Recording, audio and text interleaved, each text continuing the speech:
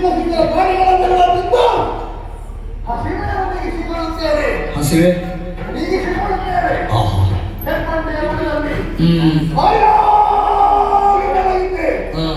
ಒಮ್ಮೆಲೆ ಎಚ್ಚರ ಮಾಡಿ ಹೇಗೆ ಏನಾದರೂ ತಿನ್ನಬೇಕು. ಇನ್ನು ಹಸಿವೆ ಆಗುತ್ತಾರೆ ಸಾಕಾಗಿಲ್ಲ ಏನು ತಿನ್ನೋಣ? ಏನು ಏನದು ಪರಿಮಳ? ನರಮಯ್ಯ ಮಾಸನೆ ಅವರು ನನಗೆ ಮಾಡಬೇಕೆಂದು ಹಾಗೆ ಅಂಜಾಗುತ್ತಾ ಇದೆ. ಸರಿ ಹೇಳಿದ್ದಾರೆ ಯಾವ ಕಡೆ ಇದ್ದಾರೆ?